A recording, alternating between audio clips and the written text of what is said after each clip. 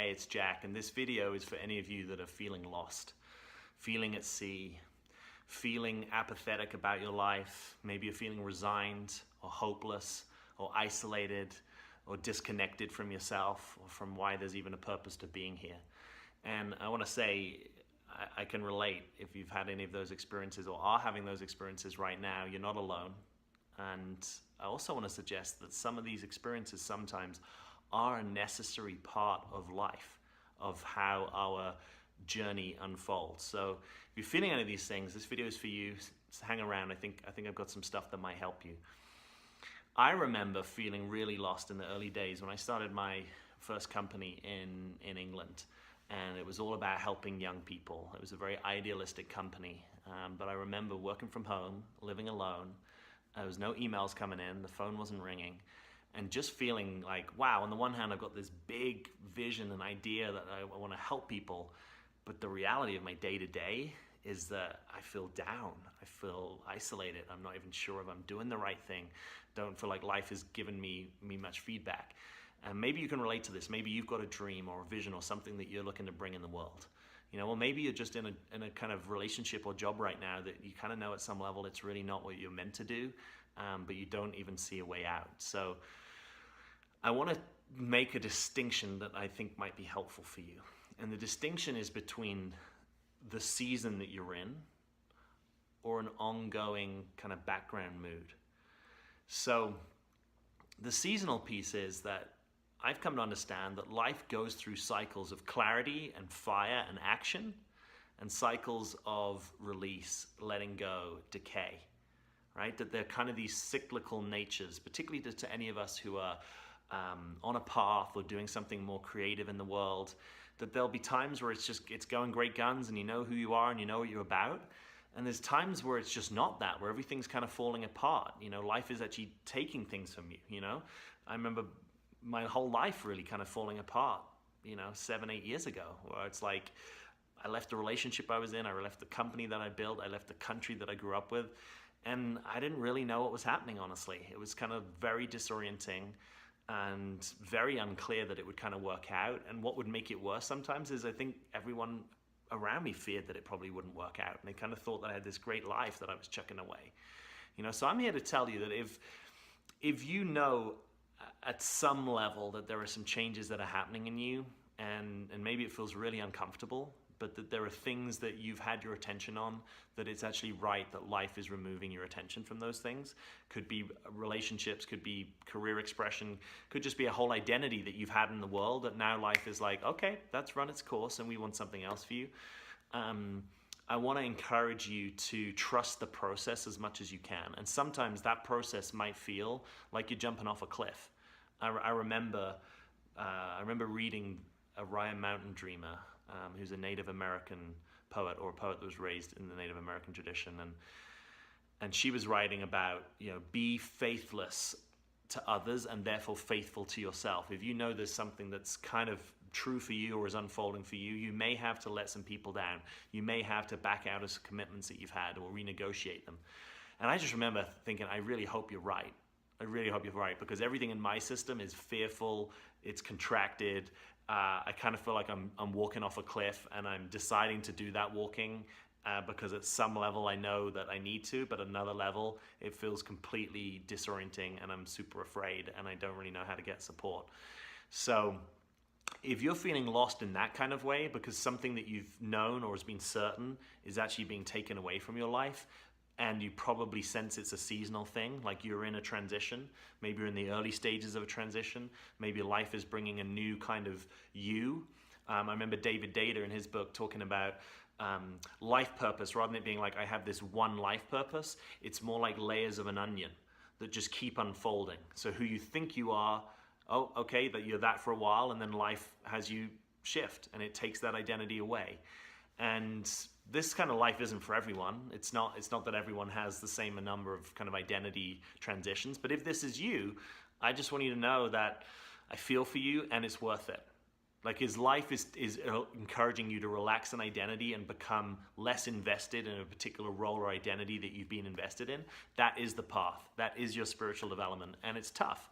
It's a tough ride. It's not for the faint of heart. I'll often say this, the transformational life is not for the faint of heart, because it takes a lot of heart and it takes a lot of courage and it takes a lot of being with the unknown. But if that is the path that life has constellated for you, then you do better to embrace it than you do to resist it. You know, it's kind of like if you grip too tightly, you're going to get shaken around more than you need to. You've got to learn how to ride the wave a little bit. And there may be, you know, dark nights of the soul. There may be times where you feel very apathetic and you're like, oh, I used to be a motivated person. I used to have energy and purpose. And now here I am kind of wondering if I'll ever get it back. And that is also part of trusting the process, is that you'll kind of know when you're ready, right? When you have that inspiration for the new thing, the thing that will have you feeling more clear and more directed, even if it's not the ultimate thing that you'll be working on, you'll know, you'll have it, it'll be obvious to you, you'll get out of bed with it. So until that's happening, you might just have to learn how to be in some confusion and some lostness. Because if you don't, what tends to happen is people grab onto something too soon. They're like, oh, this will give me some certainty.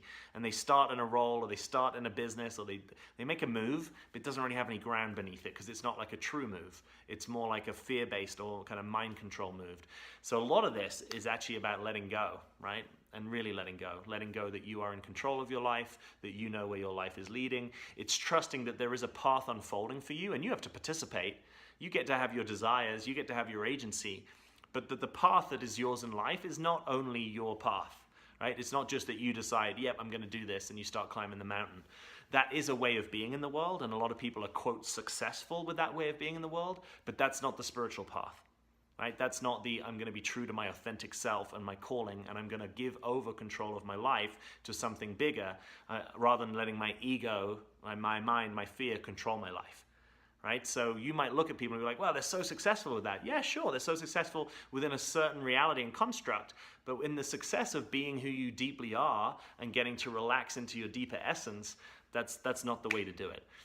So the distinction I'm making is between something that's seasonal or something that's kind of more ongoing, that you're in some kind of hopelessness or apathy.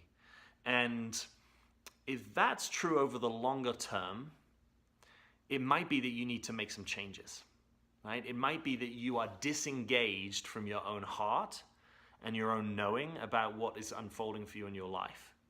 And you might say, well, that's hard. How do I know if I'm one or the other? You know, and this is where I just want you to slow down and really notice, you know, you're in a season like you were doing something, and then it kind of faded away or melted away or something changed, and then you're in this sort of period of discovery, and then a new purpose is going to be born.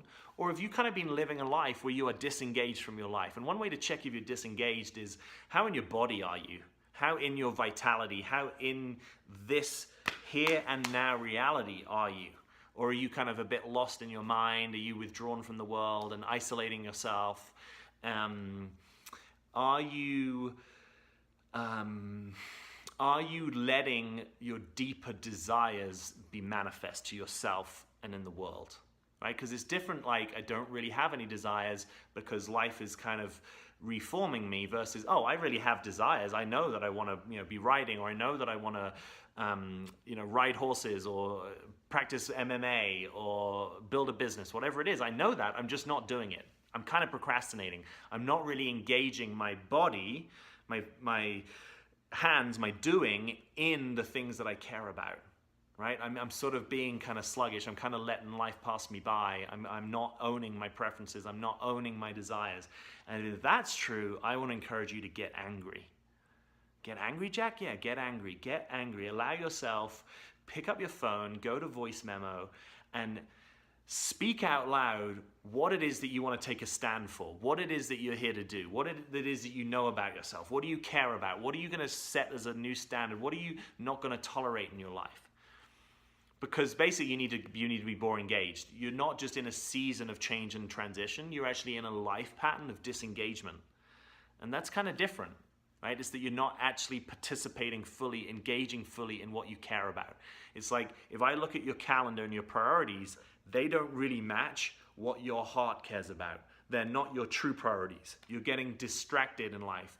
You are allowing the small things, social media, the news, TV, Netflix, other people's problems, minor problems, distract you, keeping you safe from really being in your power about what it is that you're here to do.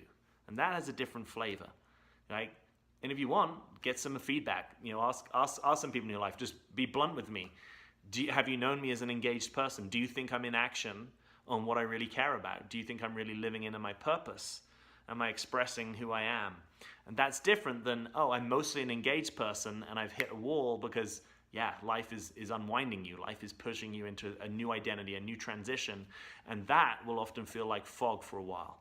So either way, I want to tell you that there are ways out. That life only tests you to the extent that it feels you can handle it, right? So if life is offering you a huge transition, embrace that, right? Something new and different and probably bigger and better in certain ways is coming. There's going to be a new way of being you. And as unfamiliar and as strange as it is, once it kind of takes root, generally in my experience, I've coached, over 6 years now, people in transitions, something better emerges, something truer, deeper, richer, more you emerges. And that's beautiful, and that's what life wants to encourage you. So my final encouragement is get some support. You don't have to do this all alone. Find the people in your life that are good at non-judgmental listening. And if you don't have anyone in your life, go and pay someone. And if you can't pay, go and trade. Figure it out. But you want to have a space with someone who can actually hear the deeper yearnings in you and elicit them, right? Who can be in a possibility space to help you hear yourself better and to help you if you didn't have limitations on getting into action, like what do you actually care about that you want to do in this world? And that's the power of being in that kind of space. So, get support, make a request for support, have a friend hold space for you, have a sister or brother hold space for you, have a professional therapist or coach hold space for you, and let's see what it is that's wanting to emerge. And if you need to have a good cry, have a good cry. I can remember during those darker years of my first business where I felt isolated and alone, I sometimes used to just go to the sea and have a little cry, and it wasn't pretty, but it was real. It was what I was feeling, and I know that the business books don't say, hey, if you don't know what you're doing in business, go and have a cry. It's about acknowledging that if you're holding down on your feelings, right, if you actually feel despair and sad and grief and loss or disappointment or resignation, you actually need to be in contact with those things, because if you don't authentically contact them, they'll tend to hold you and keep you held back. Emotion wants to move through. Right? It doesn't want you to hold on to it like a swamp. It actually wants this expression. It wants to say, hey, there's sadness here, let it out, and then you can regroup and move on. So maybe you've got some things that you need to feel, that if you're avoiding feeling, I want to encourage you to feel them. Maybe you can set up a particular space, even a little ceremony or a little ritual around, I'm going to feel some of these things, I'm going to let some things go, I'm going to complete them. And again, if that's hard to do for yourself, get someone to help you. Say, look, I'm kind of down in the dumps, and I know there's some things I'm kind of holding on to. I've got some baggage. I want to let that go. Can you help me do that? Can you put aside 90 minutes and it doesn't have to be perfect. It doesn't have to be the right way of doing things, just something that really gets to the essence of what's going on for you. So I hope this helps. Questions and comments, as always, hang in there. I know life can be tough. I know that your personal struggles can sometimes seem very personal, and that they may be struggles that are not just for you, right? You may be enduring some struggles, just like the suffragettes, right? They're enduring personal struggles on behalf of the collective. Sometimes that's a path, right? Sometimes life will test you in ways so that you can come through it and have your own hero's journey. You can have your own reporting back. You might be being the vanguard, being the point of the spear for the collective to experience some stuff and learn some stuff and then report back to the rest of us. So if that's you, I honor you, hats off. Keep it up, keep up the good work, and please like this video, subscribe to the channel if you haven't, open to any suggestions you also have around videos, but subscribe because then you'll get to hear about the videos as they come out. There's a little bell you can subscribe to. And again, I'm Jack, thanks for being with me.